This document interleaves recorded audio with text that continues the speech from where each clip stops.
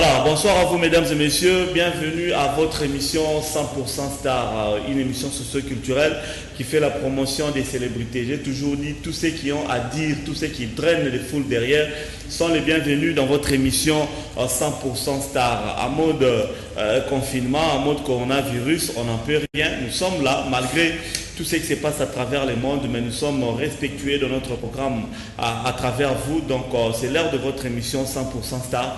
C'est parti, 3/4 d'heure d'émission, 45 minutes avec un invité. Nous allons parler qui est de lui, de ses activités, pourquoi pas de ses perspectives d'avenir. Merci à Koupar Bola, Freddy Takidi, Msimbi Yamavinga, Serge Makoso, Gimpoutou, Joël Pembe, les Samson Ilunga, la grosse équipe technique, mesdames et messieurs, qui va vous tenir compagnie pendant ces 45 minutes. Comme vous le savez, nous recevons un seul invité, la star de cette semaine.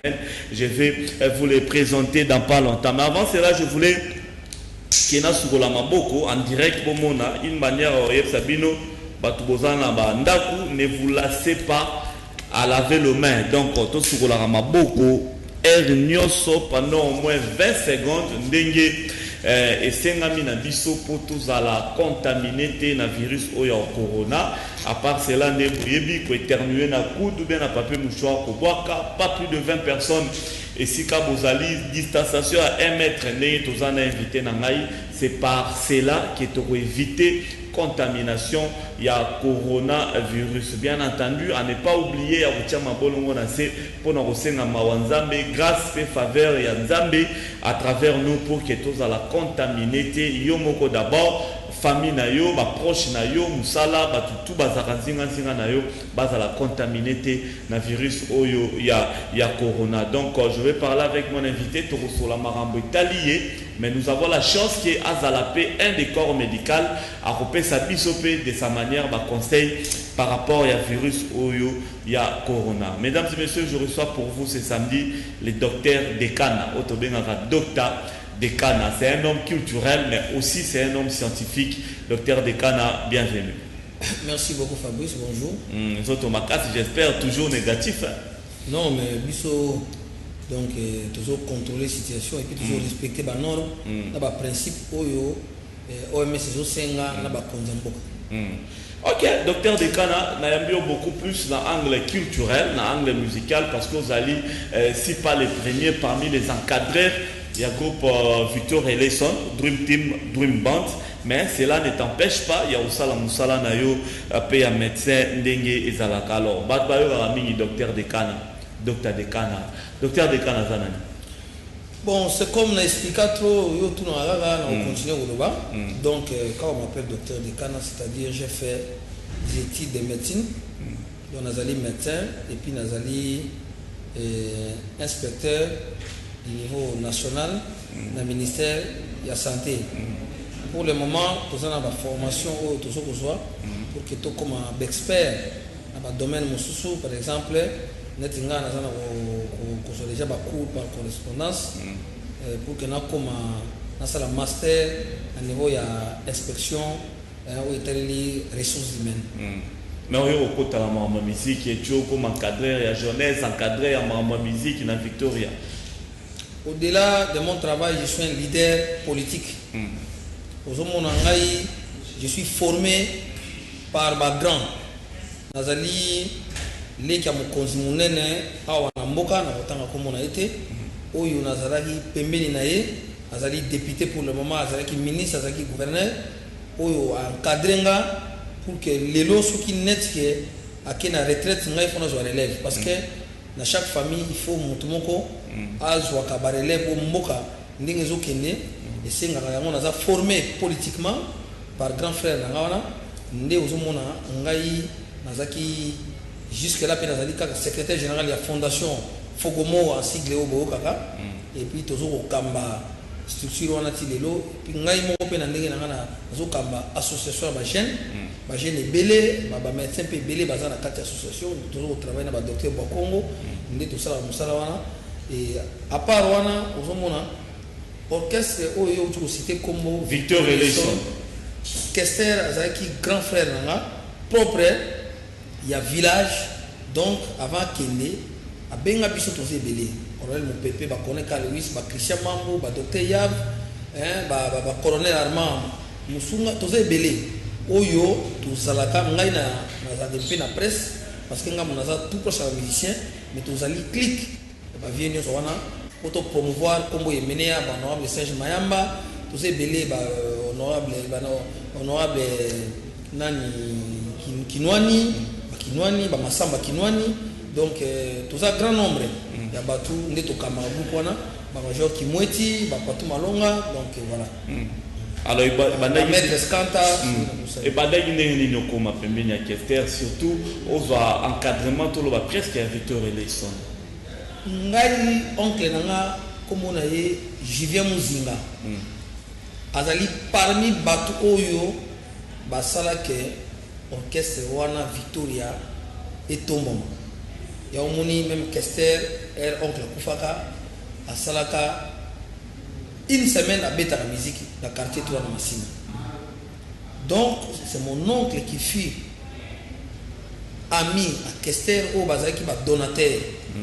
Et puis, grand frère Nanga Moussous, Oyopé Azali, le premier producteur, il y a Kester na Kofi Olomide, il s'appelle Godard Montemono.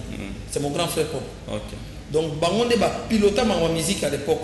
Baredi Amissi Bayebi, Kester, Kofi. Donc, il y a un moni. Descendance wana et ça là que oncle Koufi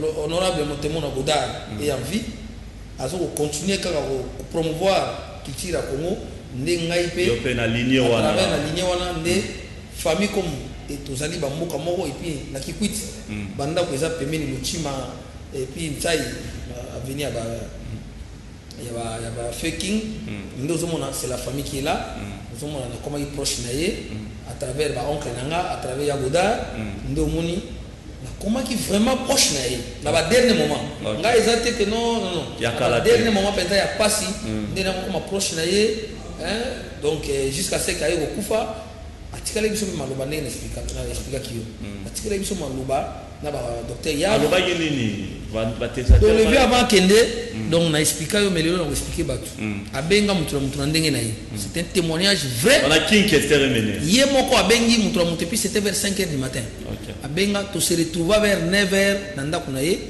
biso nyonso nazo citer colonel Mopepe docteur Yav ya Germain Ibaka azana RTNCD awa maître Skanta Christian Mambu, tout ça qui est belé, je ne sais pas, donc ça fait plus de 6 ans, tout commis, tout coutani, moutaya, à Benga qui n'a on s'est retrouvé, il y a des problèmes aussi ces années. Et puis moi, je faisais partie du groupe. Alors quand on est arrivé, à Bengi Mboyo, il est vivant, comment on travaille, puis on a vu des deuxième blessé, à Bengi Mboyo, à Bengi Patou Malonga. Bazaki na maison blanche bango bazaki likolo kuna biso atili biso bakiti na se elle se bango boya elle baye elle se bango telema et nous étions assis boko benga Mopepe oyo sabino boko benga maître Skanda boko benga Mboyo boko benga ya Théo 6 aza avocat bazé belé ba Christian Mambo boko benga Germain bako sabino makambo na olobo alobi nazo bela il faut nazo ngapoto et puis si partout na Mboyo il faut respecter bato ce qui est nazate bateau bakokamba groupe bako promouvoir kombo na ngai eza bango boy ça musicien boza na respect na bango nga na ozonga santé zo tungisa soki nazongi ça va soki pe nazongi te en tout cas il faut continuer à pérenniser kombo na il a donné ces messages là et quand il est parti ayo ozonga soutien on est plus revenu donc c'est ezaki ndemwana bon ngai sikoyo nazo kaka donc élément wana qui comment muto yo azwa ka idée ya kobenga biso. Et on peut ce message, c'était un message pour dire que, en tout cas, moi je vais pour toujours, donc continuer. Et moi je les ferai à n'importe quel prix. Je vais continuer à promouvoir ces noms-là à travers ces musiciens. Je vais soutenir cette orchestre. Ça c'est très bien. Alors, Kinga Koufi, la vie du Victoria, les lobes à Victoria et Komi et Belé, on doit se le dire. Mais docteur Dekan a choisi un camp. Non, je n'ai pas de camp.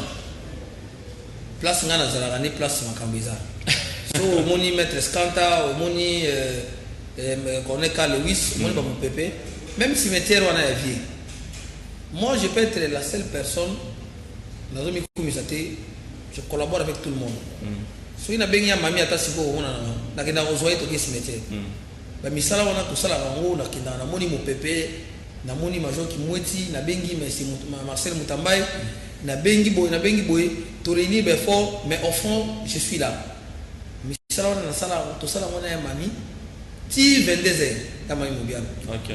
To sala cimetière to pelisi lumière to sala musala.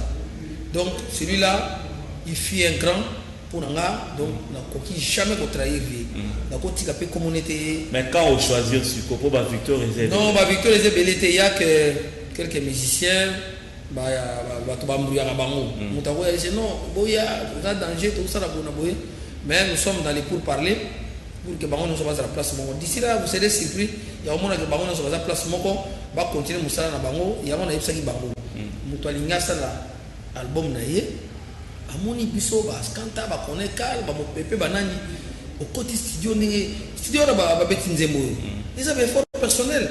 Nous avons convoqué les vieux adios vieux sala nzembo butu c'est nzembo butu on sait ni koneka Lewis héritier Mvuki la crèche que je remercie pour na sita komba ya héritier Mvuki yaka to kutani ba monter nzembo ba kena studio ba sali et nous avons fait ce que nous pouvons faire ya on a même bino Fabrice et c'est ce que nous faisons.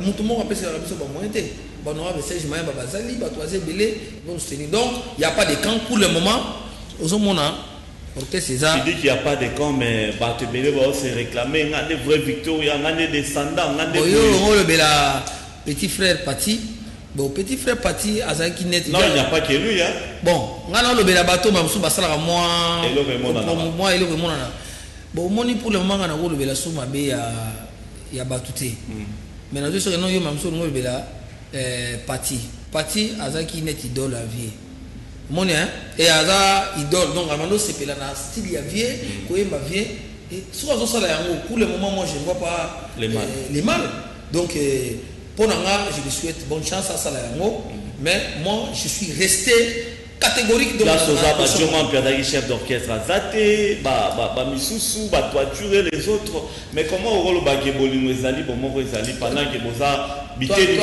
toi tu na ndo bimise na prison ngam na ndo bimise na prison na zongi sie no orchestre d'ailleurs c'est toi tu vanda wana zo les fort Jona Dani na osola na bango bozonga boza la place moko na zui mon frère toi tu l'animateur abani koyema na bandeko na ye subitement l'émission a disparu mais c'est parmi les gens les grands animateurs l'émission disparaît après l'être morte c'est pour dire que nga na musicien té biso to sala ko na bango moi j'ai un travail Fabrice je travaille je ne suis pas venu ici n'a pas non je travaille et nous sommes payés par les gouvernements congolais tout ce que nous faisons c'est promouvoir le nom du vieux à travers ces musiciens. Vous comprenez?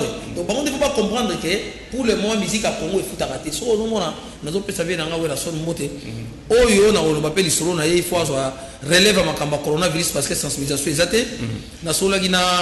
Le président Ndiama Makanda a se réunir avec les musiciens Oyo Mususu pour yembe la coronavirus. On a fermé parenthèse. Mais aux hommes, les musiciens ont JB Piana, Werason. Kofi Olomide aujourd'hui bazali ba responsable grâce à la musique et puis les longs bazana ba bota bana ba tangisi bana ba komisi il faut ba musicien ba zofi na ba na série mais sur le communauté ba comme Luka kaka lipa je crois que ça sera pas une bonne chose ndé ozomona lititi siko même si on est à dans so na dani donc souci ezake non ba ninga na ba kutana ba jo ba meka ko sala nzela mo.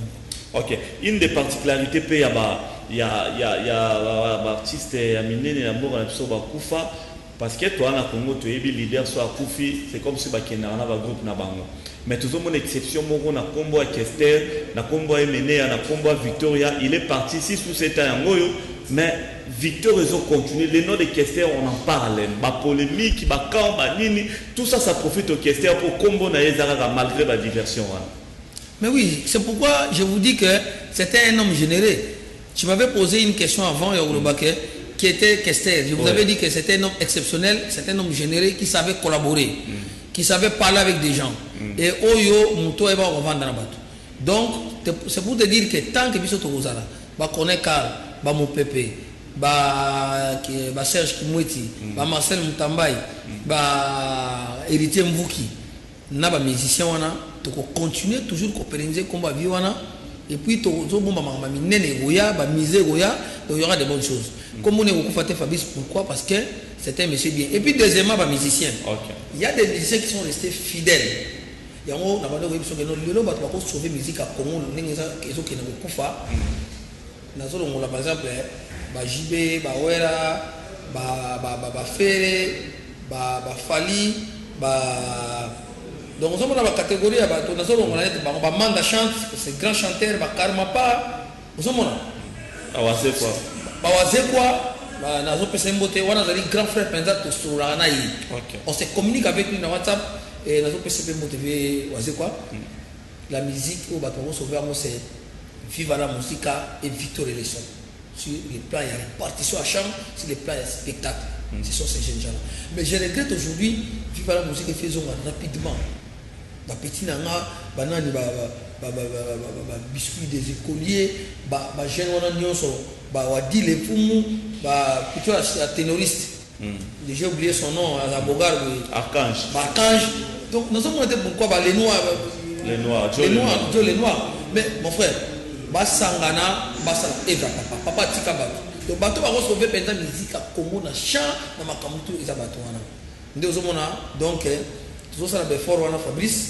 Je crois qu'avec appui na bino na makoso na bamputu makamu okene liboso.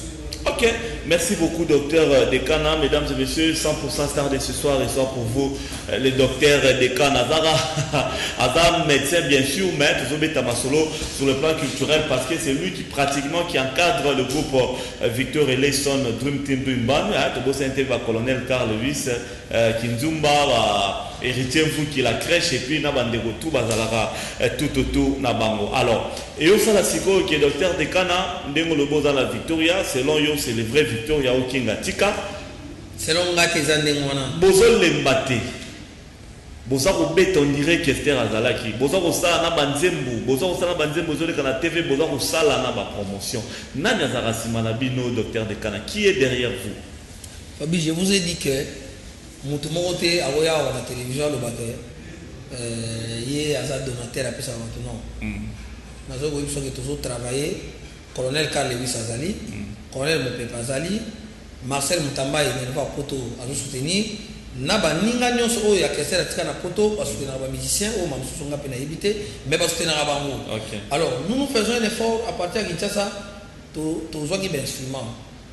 Ngana colonel Carl Lewis amené par les vieux cartouches Mokratana o yopé so ba ye awa biso bato ya mbagaye au mona ba musicien kester so ba ya awa avant ba comme na cimetière faut bazananga. On a vu dernièrement Julien Zao. Voilà, Julien Ayaki, Azongaki, Ayaki a bétari musique. Tout soutenir qui est, à Sarah Makamounaï, à Sala. En tout cas, tu peux savoir merci parce que Ayaki peut attaquer Jean de Fleur. Cartouche à Zapena Binoti. Cartouche à Zalivé, Cartouche à Zalivé, Cartouche à Zalivé, Cartouche à Zalivé, donc, Cartouche à Zanabiso, Nazo Biso Kezali, Lisanga Yabaninga.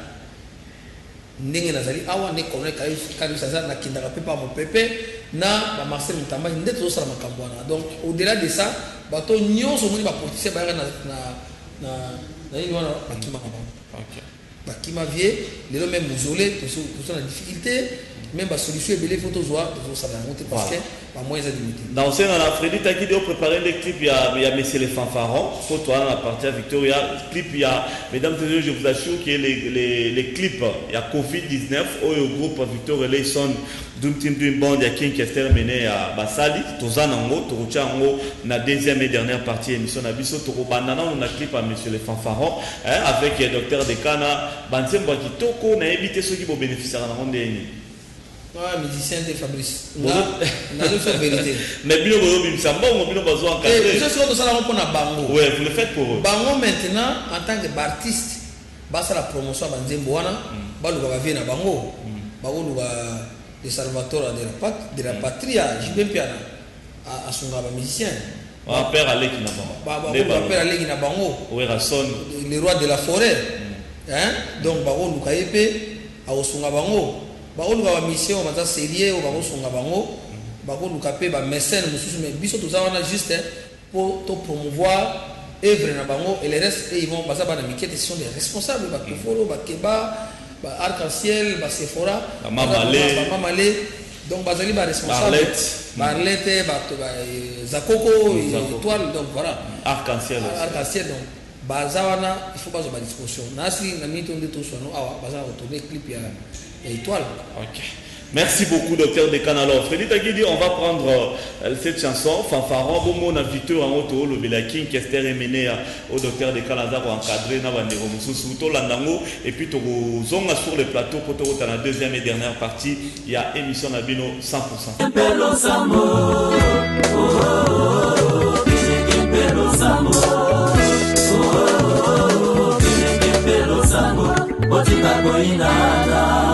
C'est lui qui se sent piqué, connaît l'affaire, n'est-ce pas, les vieux Adio Kazaji? Ça, c'est Victor et là, ils sont trim, pas de qui que serait mené.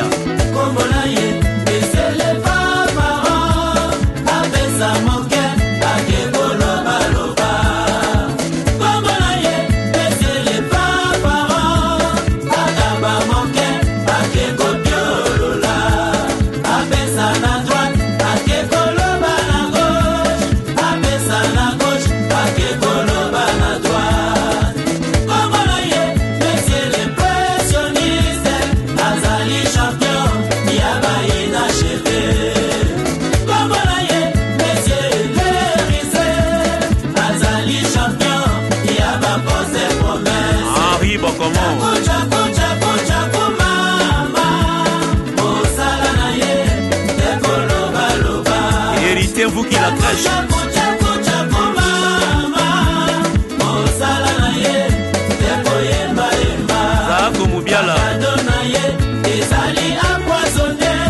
Honorable Patrick Bouyaya.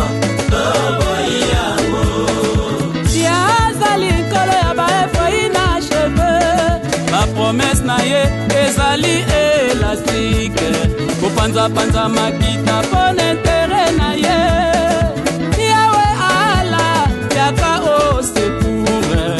Marcel Moutamba, il papa na Richard Rich, les grands Kokoka, Irene Kiwa, Tiza Sogama puissance Mikili, Emmanuel Lungaro Londres.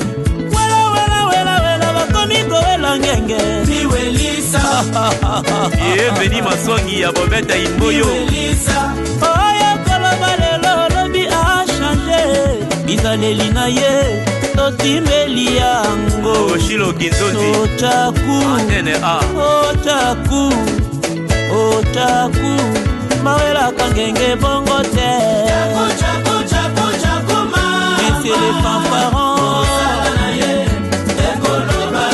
ya joka kabengele mami ilela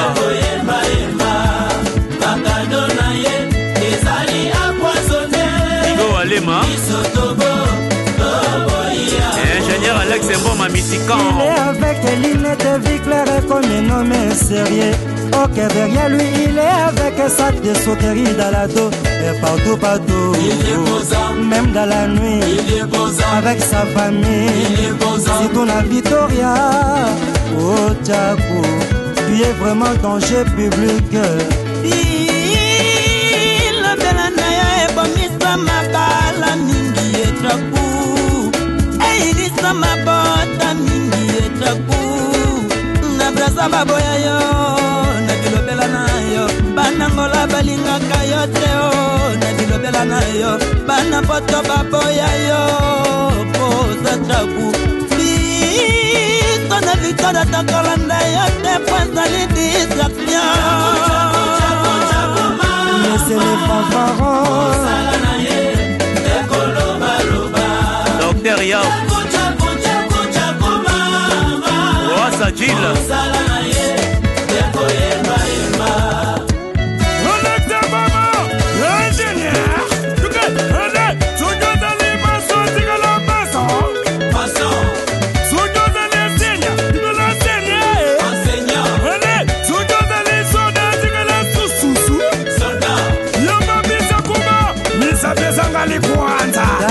La tête tout blanc et petite David, les batables Makambo la mairie.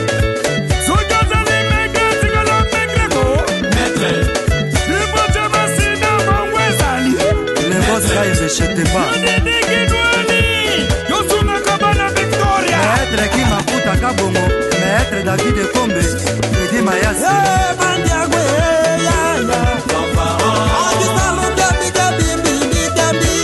Didier Ndita CMO TV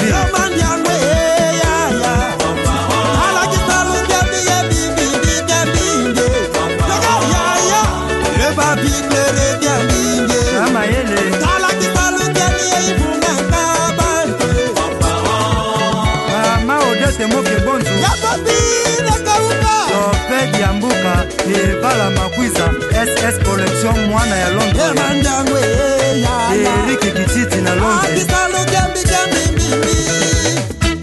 Sylvain Bidunda Toussaint Mupa Sami Bitumba Anise Dimwela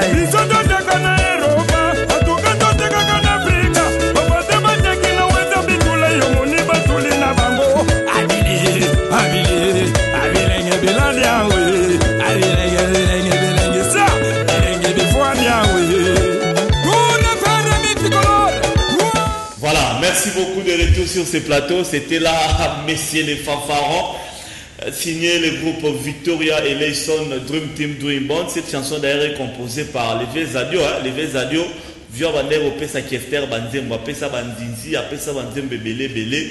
Donc, on a composé Ginzembo. Après le roi Kester Menea, tout le monde va Moussa, Batofolo, Nebaimbi na Nzemboana, Mopala aussi a aimé na Nzemboana. En tout cas, et ça lui s'ouvrait bien cette chanson sur Ebetia. En tout cas, parce que c'est une très très belle chanson. Merci à vous de nous suivre de partout, depuis l'Europe, Asta Balsomi, moi on a bien. Maman Nadilan, Nana Dilciné depuis Paris, confiné, ils ont continué, Dengue Macron, Lobaki, ils ont respecté Kaka. Et puis les États-Unis, petit frère propre, Murphy Balsomi, Motema ya Nadia Charme, Kelema, papa et maman ya la reine Fabiola et puis Cathy, Namo Anabiso Moussou Bambote Bélé Sira Bozali. Cette émission est suivie de par le monde. Na YouTube sur la chaîne Demel TV, Dembanza London TV avec des Brino original. Bambote Bélé Sira Bozali na Londres, des Brino original, Dembanza London TV. Nzembo Ito quoi docteur? Oui, Nzembo wana basala yango ndenge uta olubana ke bakota kina mama vraiment batasima nde omoni ezali nzembo liboso biso to nga to faire voir na batuke après liwa Kester après tout liwa vie donc to après liwa vie nde omoni batwani basala ba panza bango to non to laksa bango toujours ka ke l'orchestre est fort ba monsieur be baza fort direct recours Sadio Kazadi parce que avant nanga quartier moko toi quartier moko on a ko benga ta na buto a composer ndé na salaka recours maramoko aye a composer ba moyen monani et puis voilà Nzembo Gitoro mes promotions donc on dirait moi je peux pas faire la promotion à leur place. Quand je passe à la télé comme ça, je fais ma promotion en tant qu'un homme, un homme culturel, un leader d'opinion. Donc je parle de moi. Et aussi la façon na bango faut ba ya ba lo belanzemo na bango en tant qu'artiste. Nga nazana kosura awa nazo sinde tuzana na émission boye mutazana kobenga nga osomona ezali sécurité ya mokonzi. Et numéro ya santé. C'est pour dire que donc j'ai un travail. Donc on a eu rapide pour cette émission là. Donc il faut passer la promotion à Nzembo. Et puis ndenge na moni Fabrice chose à nango na makoso na déjà canal qui d'abord il faut appeler mbote. En tout cas chaîne DG Voto en tout cas félicitations. Chaîne il faut battre soutenir ba politiciens, ba musiciens en tout cas va honnête pas soutenir chaîne parce que la chaîne moko et pesa ba tout vie. Donc c'est fort également la chanteuse Bozaranet il est là. Oui. Ba on y presque quand quelques musiciens ou peut être pour parler pour que bazana baninga na bango va continuer nzela. Donc je crois que ça va se réaliser. OK, merci beaucoup alors. To continue la deuxième et dernière partie tout ce qui n'a pas malé malembe maladie yango et na mboka le groupe Victoria boza l'insensible était surtout que yo da leader na bango enfin boza encadreur na bango boza pe corps médical. En tout cas ne fallait makamunde na ile kipenza ya mwana omoni mwa yo mutozali mutazo ko kamba émission ouais ngana banda ko tuna ba question pour ça. Donc normalement ngai penza période faut tuna ngami ne makambwana. Donc ozomona biso toza parmi bato oyo toujours sensibiliser population na makambeteli COVID-19. Donc bato faut baye bayango que maladie oyo ezali ko sakanati. Ngana zo ko sabino vérité. Bato nyonso bazana bato na poto partout à travers le monde bayebi que maladie zo boma. Alors banzembo e ko salemate sans que Victor et les sont au ngai naza parmi bato oyo nazali collaborateur na bango et que nazali pe na ministère de la santé bango ba yembate bango faut ba yemba ba pesa leçon ba pesa message à travers nzembo na tindela yango excellence parce que mon ministre de la santé to keneto zonga azali nanu ko pesa batu nyonso oyo bazali na moyen ya ko sensibiliser population faut ba mona ye ba mona ba structure ya communication na ye ba mona pour que to sensibiliser ba ndeko na biso bato belé baza inconscient na maladie au Fabrice na sepela ki na mona ki bino ba chroniquer la musique vous avez mobilisé bo sadaki réunion na ye et puis to senga na ba artiste c'est inutile ya wole kana télévision au banda ko critiquer ministre ou ba no finga moyembi ce sont des grands, ce sont des experts baza bato babla ya ko sakana ba moti donc mutuna place azali asala o yaye parce que tout le monde a été office 500 ménages tout le monde a Keita 600 ménages tout le monde a Drogba alors faites aussi les mêmes vous monde to ebi que na sensibiliser singa ba moyen et puis soki bolingo sala loko bo se réunir bon mon excellence soki ba moyen ezali ba pesa on les a sala ba critique on les a ba na okende de gauche à droite moi je crois que c'est le moment ya ko robali loba moko pona to comme sa message au niveau de la couche sociale. Comme tu l'as dit d'ailleurs, ministre de la Santé, c'est vrai, excellent, c'était Nilomuna Mbabiso, chroniqueur dans l'Union des chroniqueurs de musique du Congo, ICMC, avec la coordonnatrice Mami, il est là, il y a Makibiso, Tosolo Linaye, Tobimangishu Rwana na makanisi mususu. Il y a un ministre de la Santé, Otobanego, Yokao, Tobaneki, Batazolo, bien dans les réseaux sociaux, tu se rends compte qu'il y a vraiment des gens qui ont voilà. Tu as échangé, tu as moninaïa, lobina, bisonné, tu as changé, en tout cas, coup de chapeau na ministre de la Santé, na ndenga ya maki bisonné, tu as des échanges, tu as la raba, suite, na éthique, ba service, na e, bazo landelango, poto apporter pépère, na biso, poto, salango déjà, sur la producteur. Tout ça, déjà, na outu, tu as la maboko, ba règle ya prévention, surtout, n'est pas lobelango. Alors, deux cas, na moins de clip, il y a Nzemboana COVID-19 au groupe Victor Relay son Dream Team Dream Band de Sali mais ebi ke yo pe ozanga ko pesa moi di loba moko te atanke médecin pour que pesa ki bango na pesa ki biloko ebele na pesa ki bango na pesi bango pena basini mususu baseli clip parce que il faut que ba ke za nzembo sensibilisation za nzembo te soki ya ndenge ni donc il faut ezala quand même na moi ba critère moko ya ko respecter message comme la population. Voilà, merci beaucoup. Alors Freddy, on va prendre cette chanson COVID-19 du groupe Victor Eleison Dream Team Dream Band. Essentiellement, bah, ça pour la prévention, il y a Bokono, il y a coronavirus. Et puis on se retrouve tout de suite après. Hey, comment coronavirus, c'est ça comment Tony Makala, tout le temps. Confinement et ça malade. Ça va émettre ya molinga na yo.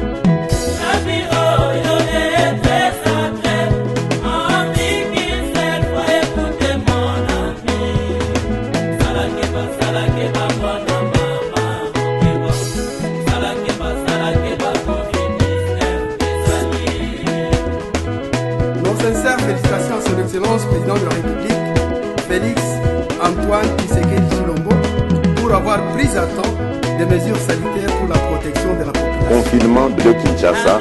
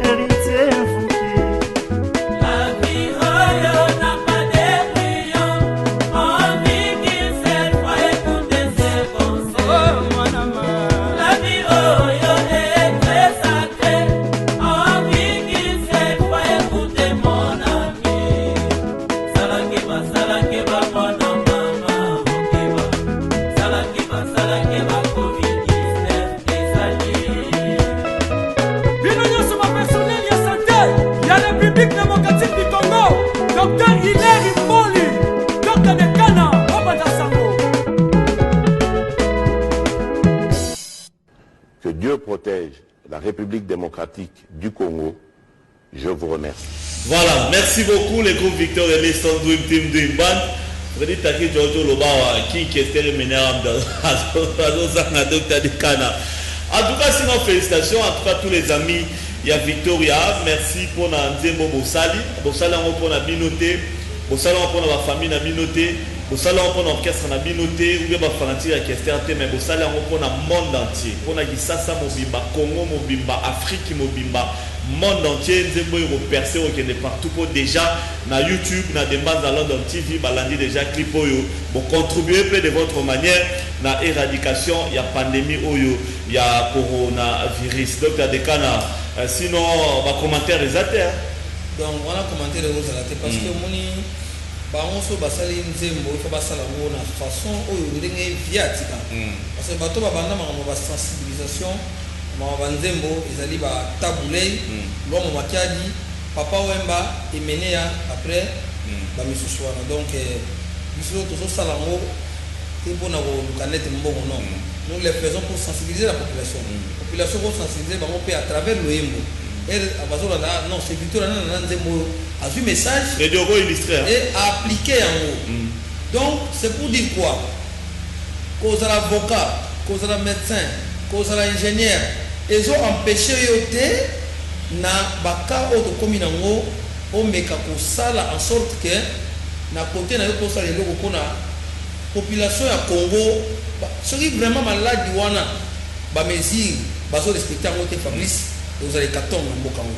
Donc tout le monde doit contribuer pour que couchino la population mais ba sceptique ba yo atteint aussi na volo à médecin ba sceptique yo ba donne di mara te que malade ezali bon ceux qui ba donne di maté et taliban mais je vous dis que mais ceux qui ba donne di maté lelo na mboka net États-Unis pourquoi ba Martin Fayulu ti lelo ba bazan États-Unis ba lobe zara ba côté kuna non pourquoi ba de konabiso musu ba na poto bazo yate pourquoi ba avion eza cloué na si pourquoi ba bar ezo salaté pourquoi l'église il y a Nzambe zo salaté les gens ils doivent comprendre que c'est pas une blague ba mon et puis nazo interpeller boye ba que na médecine ezali na phase ba benga phase ya incubation je regrette ceux qui ba malade lelo oyo bazo mona que ba dépister bino ba moni que bozana moi ba signe ozo la ça ba bino na quarantaine bo bani ko sala ba image pour l'examen ba télévision pour na ko la population nini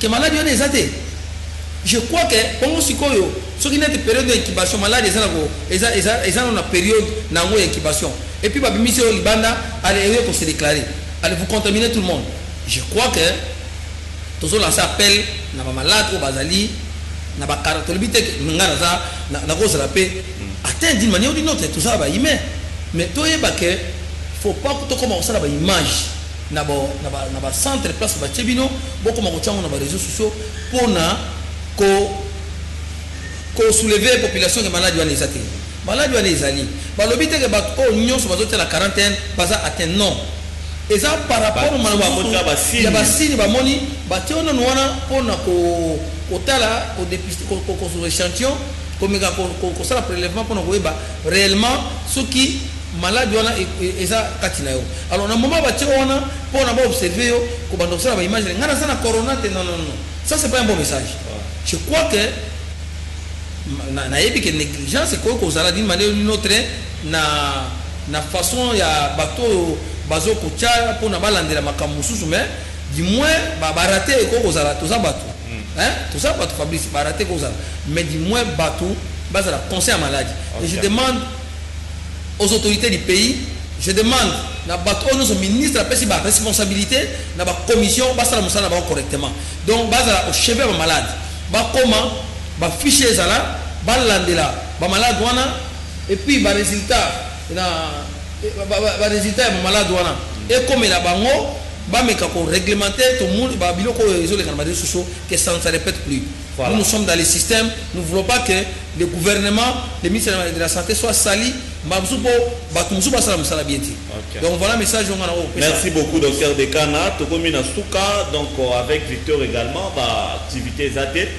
En tout cas, il faut que la bakonzi ba pesa ba décision na bango biso nyonso il faut que na sima ya ba décision ya bakonzi na biso. To pesi merci mingi na président de la République mon mboka Félix Tshilombo et puis ba condoléances mingi na famille ndenge to ko perdre en tant que catholique évêque na biso oyo auto tika biso et puis to pesi pe merci mingi na ministre de la santé pour soutenir azali dans nos médecins azali expert avant comme médecin a kosala nyonso ayebiti mais biso nyonso to sungaye pour que mutunamuta ma pierre mboka ki liboso na pesi merci na Koné Carl Lewis na pesi merci na ministre na honorable Godard Motemona na famille Ngonzi na famille Motemona na famille Muzinga na baninga nyonso oyo na ba médecin surtout ya Congo ba médecin Congo ba professeur ya campus les professeurs Leboise les professeurs Ntadi ba professeur nyonso Kayembe ba professeur nyonso bazo ko sala que makambo ekende liboso et puis aux après open on a téléphone non on a appelé ça numéro de téléphone parce que au moni biso toza bato yo toza ba leader d'opinion toza ba leader politique donc numéro de téléphone so mutalingi a kutananga a oleke pa na yo OK so ka bengi numéro na yo facilement oui place kutana Fabrice. Merci beaucoup, docteur Dekana. C'était un réel plaisir pour moi. Il y a repassé émission Nayo, Nassir Badbaza et Belé dans le monde entier. Comme je l'ai dit, des Mel TV, des Manza London TV. Pour s'abonner massivement pour vous rappeler émission Nabino Oyo, Débris original, Bambote Siko Zali, Afta Balsomine à Paris, Merci Balsomine États-Unis, Bambote Sika Bozali, Staff Ibwe, Staff Le Whisky avec Coupa Bola. Merci derrière les